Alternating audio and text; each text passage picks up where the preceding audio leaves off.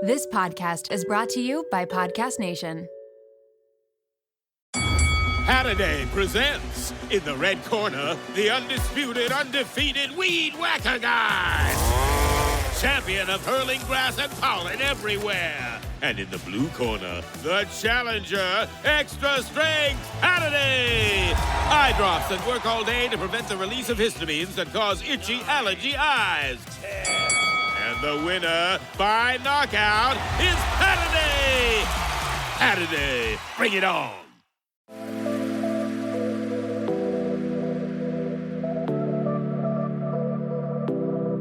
Welcome to Nirvana Sisters podcast, where we take the intimidation out of well-being and beauty to help you achieve your highest state, your nirvana. We are sisters-in-law and your hosts. I'm Amy Sherman. And I'm Katie Chandler. So let's get into some real conversation.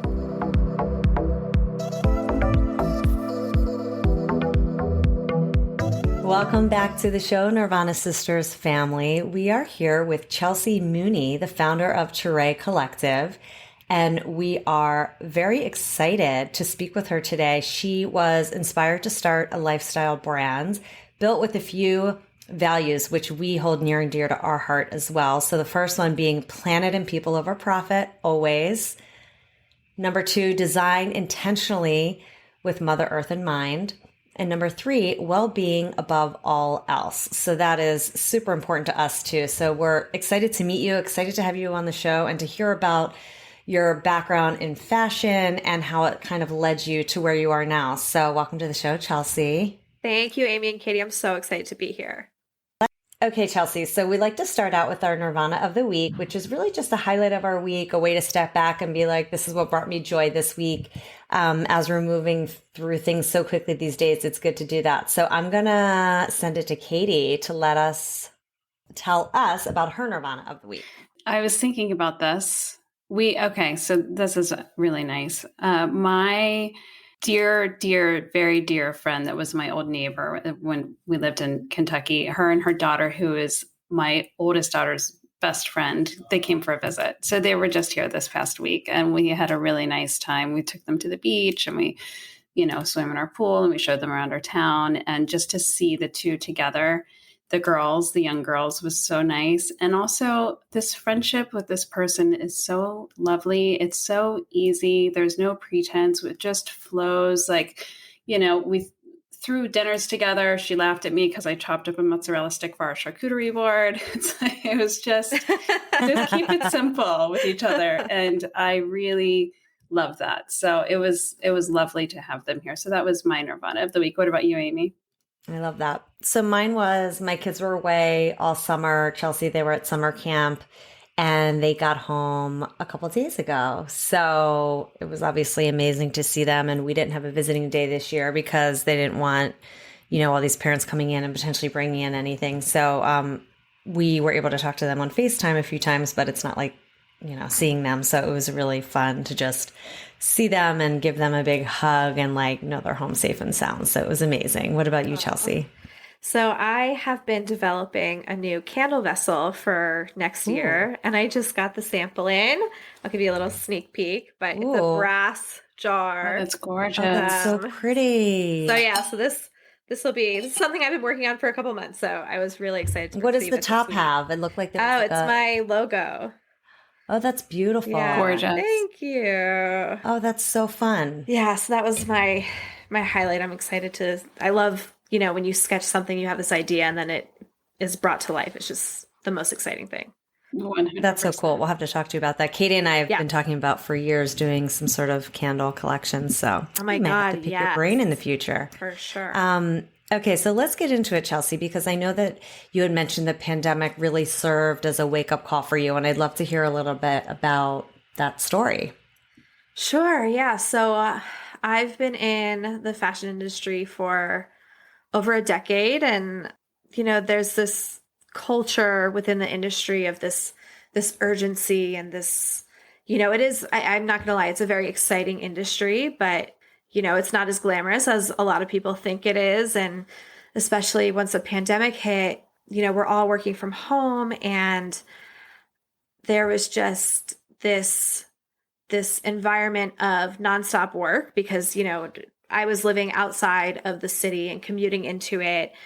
So you have these breaks, like New York City, right? Yes, New York City. So you have these breaks. You have, your home time and then your work time when you're in the office. But then once the pandemic hit, everybody transitioned to work from home. And just once everybody realized that, okay, this is not a 2-week closure, like we don't know when this is going to end, things just got really crazy. The company I was working for wanted to create all this new product, and we had less time to do it because of all the supply chain issues. So there was all these factors coming in that created this environment of, okay, I work from the time I wake up to the time I go to bed. I mean, there was, for I would say a couple straight months, like I would not get up from my desk. Like my husband would bring me lunch. I'm like, it was, Oh my God. It was crazy. But yeah, and then just my body was just screaming at me. And it's like, it just wasn't this healthy environment. And the pandemic really just kind of opened my eyes to that, because it just got to a point where it's like, okay, like this is not a sustainable way of living or working. And it just, I think seeing how leadership and my manager and the teams were handling, issues like work-life balance and the lack thereof, kind of just opened to my eyes, where it's like, okay, that's not a priority for them. So like, how are we supposed to then make it a priority for ourselves when the people above you aren't? So it was just this whole big mess of things. Yeah, I think a lot of people definitely went through very similar experiences when the pandemic hit, and then working remotely, and then over time that becoming the norm. I'm sure a lot of people can relate to that. And to your point, that the fashion industry, I worked in it for a decade, and it is not as glamorous as people think. And it's like, it can be downright like crazy and sketchy, and people can be really intense in that industry. So I could see how you'd be working from like 7 a.m. to 9 p.m. nonstop with a lot of pressure. So when did you decide to make the shift, and you left the industry altogether to start your own company?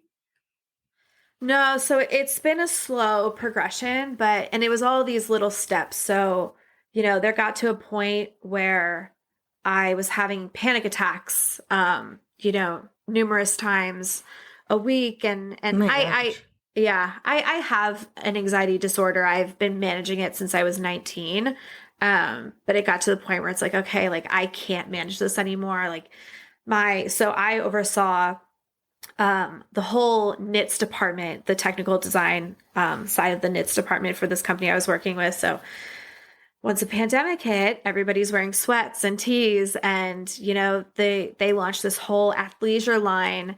So, I remember this one conversation where I was telling her, I was like, we cannot keep working like this. And she said to me, she goes, yeah, well, everybody feels that way. Mm-hmm. And that's when I was like, okay. I'm like, wait. I'm like, okay, that's not about it. Yeah, I'm like, that is not the correct answer. But so it was a slow progression. That was kind of, the thing where I'm like, okay, like enough's enough. If you're not gonna, like, I'm giving my all to this company, to this brand. I love what I do. I'm so passionate about it. I really do love it. But I started to realize, like, okay, but like, you're not caring as much as I care. So I'm like, that's something I want to change. So that's kind of why I was like, all right, I'm going to take starting this business seriously. And it's no longer just for sustainability reasons and for putting clean product out there. It's now about creating an environment where people can come to work and be proud of where they work for, and be able to have work-life balance, and just be happy and not have to deal with the shit that people in the industry deal with. Many people, whether it's fashion industry or other industries, working probably in startups, obviously, and also in corporate America, because I think culture is everything. And you can have a profitable business and be successful, but your culture can be terrible, or it can be really good. And I think, especially nowadays, definitely the younger generation is more, I think they're looking at companies that have values of work-life balance and remote working or hybrid working, because like, why would they settle completely when they see like other generations being burnt out. And like at one point, I feel like there was this, and it still is this like hustle culture and like burnout, like you have to burn out in order to like be successful, and like, no thanks. Yeah, 100%. I mean, I've looked back on it so many times because I'm like, why is it this way? And I think there's a lot of pressure in fashion because you have so many people trying to get into this very small industry, and it's really hard to get into it. So when you get a job, it's almost like you're afraid to not work as hard as you can and as long as you can because you're afraid you're going to get replaced. Right. And then especially in the pandemic, there was also this guilt that was created within the company because we didn't get furloughed.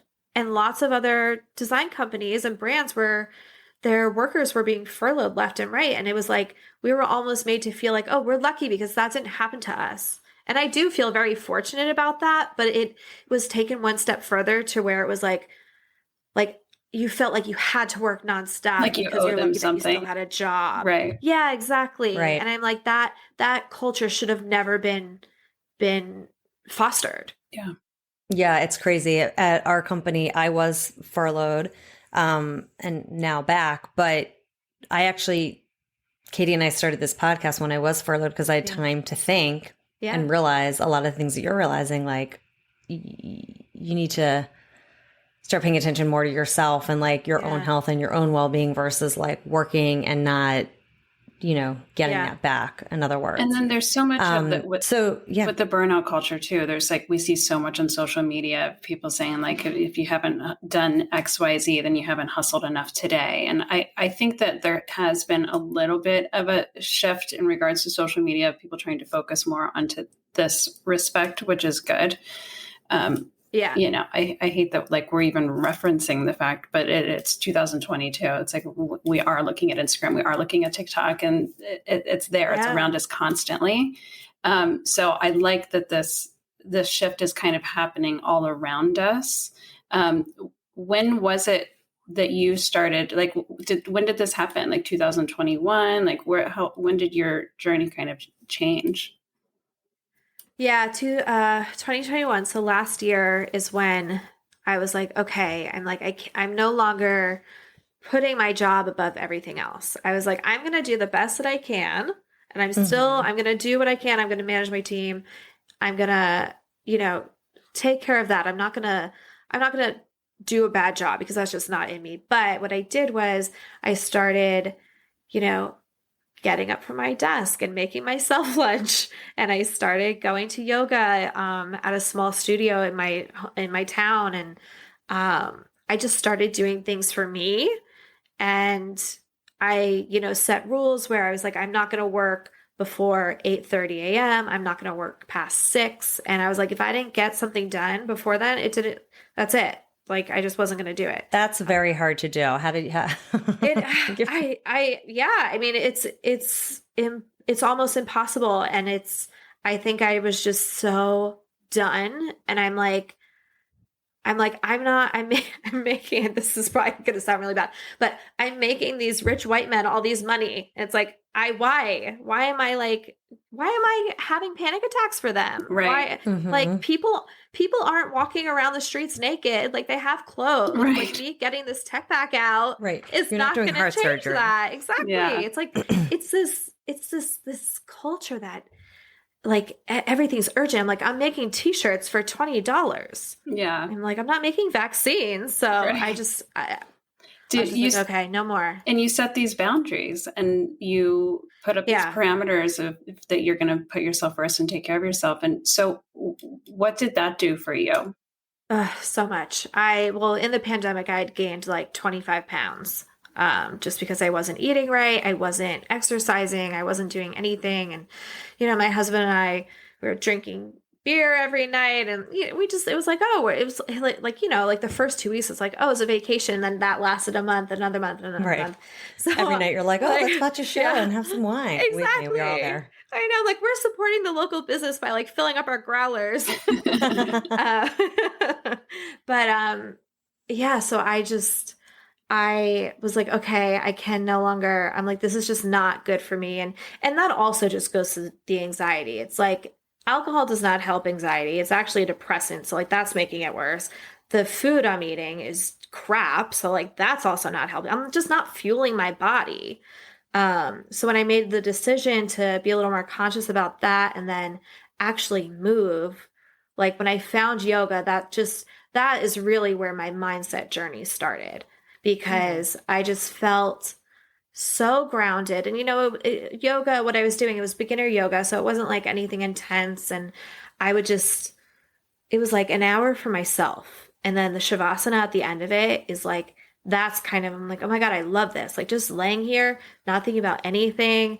Like I make these meditation eye masks. So I'd bring my eye mask and I'm just like, oh my God, I'm like, this is what I need to do for myself. And it was just, I noticed after a couple months, I'm like, just personally, I feel more relaxed and more calm. And I think, yeah, I don't know. I honestly feel like there has just been like a whole mindset shift where I just feel better. That's amazing. And I have a question, when you made those boundaries for yourself, like I'm not going to work before or after this time, did anything change at work or was it still the same? No, it was the same. Right. Isn't that funny? It's the Like you're like, oh my God, the world's going to fall apart if I'm not working at 7 a.m. And PS, you made boundaries for yourself and you're like, oh, actually, this is fine. Yeah. I've done similar things and it's like, everything still happens. So what's the point? It was probably actually better because then I was so focused on what I had to get done that day in that time frame so that I could relax after 6. And it's right. It's my it's work like that quote, work smarter, not harder. Yeah. Or something like that. Uh-huh. Yeah. My assistant used to say that. It's so funny. But yeah. So do you have a meditation practice as well? Or is it the shavasana at the end that you kind of take that moment? Yeah, mostly shavasana. I've tried a few guided meditations, but I'm very particular. And I think what I've realized is that I really just like laying in silence or like I'll put on sound bath music or something like that and just lay for 30 minutes or whatever, just collect myself and have a minute to myself. I don't have kids yet, but I have a very chatty husband. So any silence is great. Silence is golden. That's great. Yeah, I normally do it before he wakes up and I'm like, okay, I'm ready for the day. That's great. That's funny. So you had also mentioned like just general mindset work that you do through yoga, but was there any books or podcasts that you read or listened to that really helped with that? Yeah. So I am a huge fan of Rachel Rogers. I don't know if you've heard of her, but No, I haven't. Oh my God, you have to look her up. She's amazing. But I found her podcast on Spotify probably a year or so ago. It's called the Hello 7 podcast. And it's a business podcast, but the way she talks about mindset in business and specifically like money mindset and boundaries and all this stuff. So I started listening to her podcast and then she released a book. So I pre-ordered her book. I read it and I think I've listened to the audiobook like 3 times. Oh, wow. Yeah, she's amazing. I also really love Sunira Madani. She teaches the CEO school. And she does a lot of like minds. She teaches, I'm just overall in business, but she teaches a lot of like mindset work as well. I'm excited to check these out. Yeah. I know. I am too. Because you don't hear a lot of mindset in business conversations. Yeah. It's really about just mindset in general, which is helpful and, useful. But then you're like, well, how does that apply to my daily business? Like, how do you teach others? How do you lead that way? So I'm very interested in hearing that. That's cool. Yeah. Let me know what you think when you check it out. But they're amazing. Speaking of business. That's awesome. So you have started this gorgeous candle collection. And I need I need to buy some because I want to smell them. And you say it's how do you say it? Because I'm afraid I'm going to say the name. Terrae. That's okay. Collective. Terrae. Yeah. So tell us all about Terrae Collective because your product really is beautiful. Oh, thanks. Yeah. So Terrae, just kind of continuing on from my meditation journey and just finding that well-being and self-care practice. like I said, I started getting into yoga, and then I was like, I want to make these meditation eye masks to like enhance my practice. And so I love silk. I've always loved silk. And I'm a natural dye artist. So I work with tie dyes, and I only use botanical dyes. So no synthetic dyes or anything like that. So, I started making these eye masks, and then, I'm also a little woo woo. So I was like, oh, how can I incorporate like crystals and all this stuff? So I started filling them with different crystal blends and herbs. Like I have one that has lavender in it. I have one that has sage in it. So I started making those for my practice. And then if you go to a yoga studio, it smells like Palo Santo and sage, and you have that environment there in the studio. But then when I was working from home, I was like, I'm kind of missing that aromatherapy aspect of it. And I've always loved candles, but once you start learning about what's in them, I'm like, okay, I don't really want to burn that in my home. So I just bought a wax melter and just started creating these scents that corresponded with the eye mask scents, and just making this whole set and just creating this whole environment. And then, during the pandemic, we're all in our homes. So I just literally just started making tons of candles.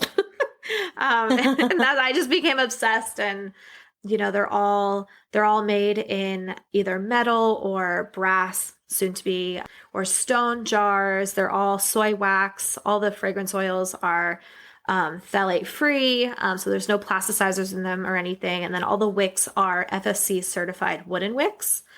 I love your wick. I have found, there's a candle that I have found locally that is the same thing, and it makes a crackle. Does yours crackle when it burns? A little bit. A little bit of a crackle. I love it. Yeah. A little bit.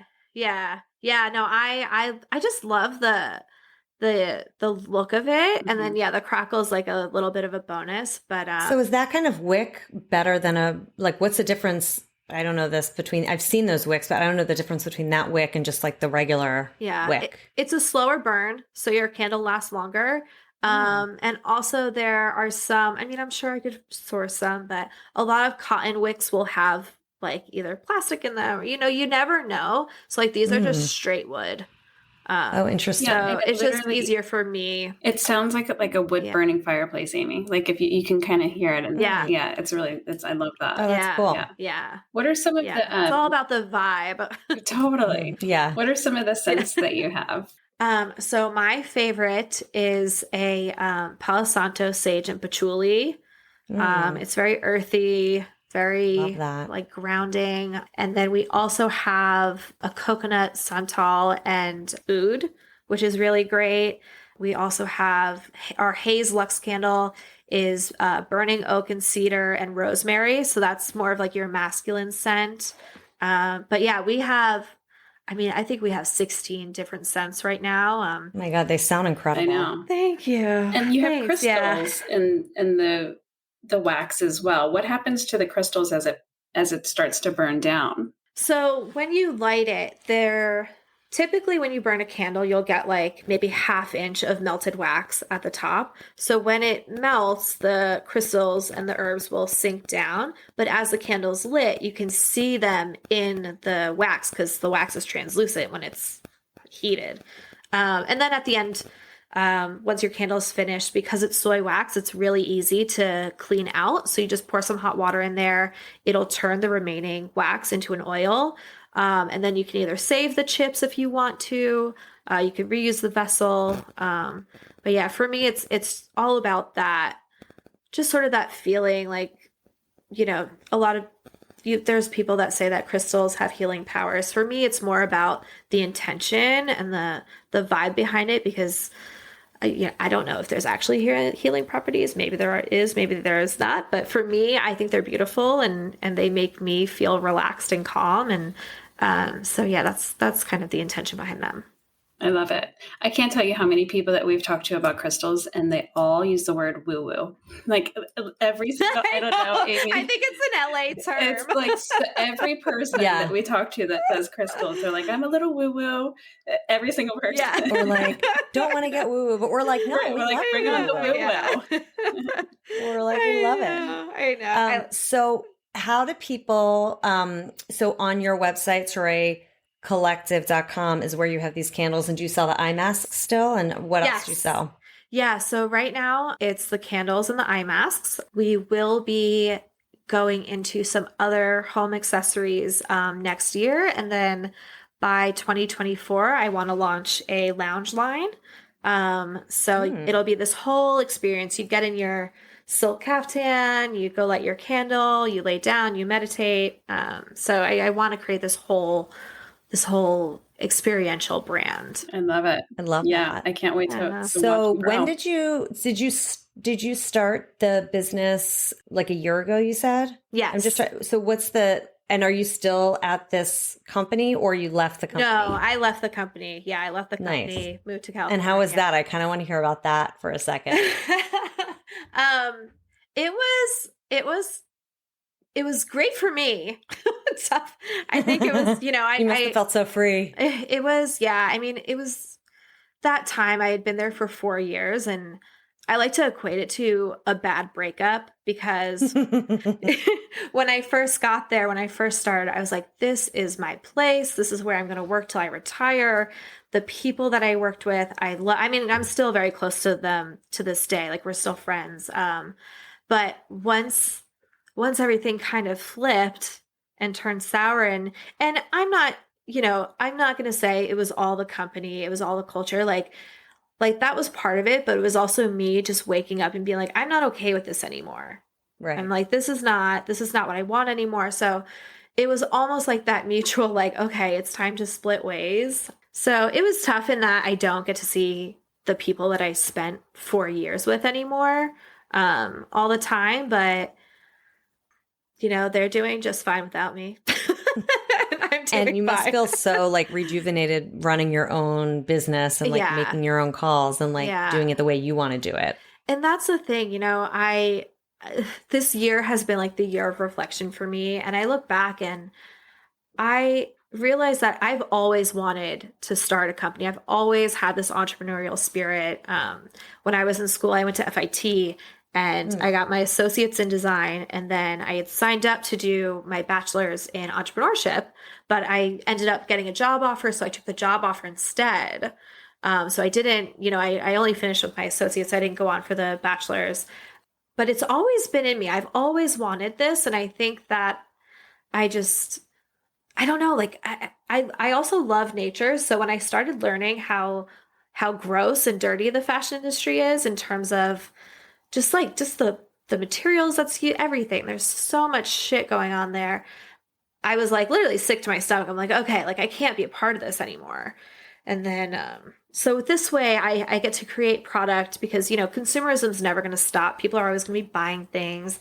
So I'm like, at least this way I know that what I'm making is being done in a responsible, healthy, and respectful way. And, as the company grows, I aim to create a culture that is beneficial to the people that work for it. And, just create this place where people can grow and develop. And we'll have 4-day work weeks and maybe have a European model where we get like a month off in the summer.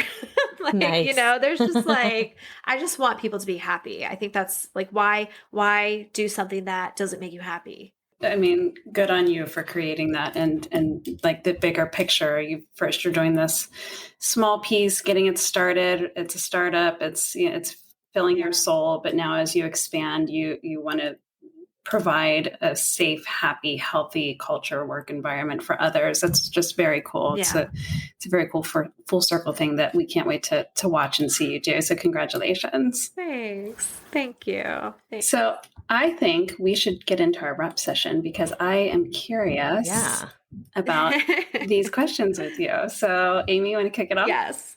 Sure. So what is your favorite wellness or beauty hack? Sleep and water. Those are two very good ones. I'm all for naps. I love a good 45-minute nap. You know, it's funny. I just saw, and this is so random, but Bethany Frankel, who by the way is like a major entrepreneur, right? Incredibly successful. Yeah. Somebody was asking her like, what's her number one thing? And she said she prioritizes sleep above everything else. Like that's it. Like you get a good night's sleep and you get all the sleep you need, everything else falls into place. I think that's very true. Yep. All right. So this speaking of Bethany, do you guys ever see her on TikTok? She's amazing. Yes. She does so many good product reviews. I'm obsessed. Yeah. She's so good. Check her out. She like does reviews of all the drugstore brands and she tells you like, you know, on the expensive one, what's worth it, what's not. Drugstore, she's great. Anyway. I'll have to check her out. Yeah. She's funny. I like her. This next one we called our 5-minute flow. You just got out of the shower. Uber's pinged you. They're 5 minutes away. What are you going to do to quickly get it together and get in that Uber on time? What are your holy grails, your go-tos? Sunscreen, because I'm very pale living in Southern California. Deodorant, again, because it's very hot. And then jeans and a tee and flip-flops. Nice. And you're ready to rock. Yeah. Love it. Then I'm good to go. All right. And lastly, how do you maintain your daily nirvana? My 30 minutes before my husband gets up, most of my dogs are still sleeping, and I take that 20, 25 minute quiet meditation time to just ground myself for the day. Yeah, that time is so important. Well, Chelsea, thank you so much. It was such a pleasure to meet you, and we're so excited for you and excited to follow your journey, and we love your product and everything you're putting out in the world. So thanks for being on the show. Before we go, Amy, you want to wrap with a mantra or a quote for us today? Yes. So I think this one matches our conversation perfectly. And it is, this chapter of my life is called Knowing My Worth and Acting Accordingly. Oh, I like that. Love that. Yeah. So nice to meet you, Chelsea. And thank you so much for sharing your story. So important. Thank you. Thank you so much. This was awesome. This was so much fun. And everyone check out Terrae Collective and follow on Instagram. They have beautiful, beautiful stuff. Thank you. Thanks for listening to Nirvana Sisters. For more information on this episode, check out the show notes, please subscribe, and leave us a review. Also, find us on Instagram at Nirvana Sisters. If you loved what you just listened to or know someone that would, please share it and tag us. Tune in next week for a fresh new episode of Nirvana Sisters. We'll continue to watch out for all things wellness so you don't have to. Bye.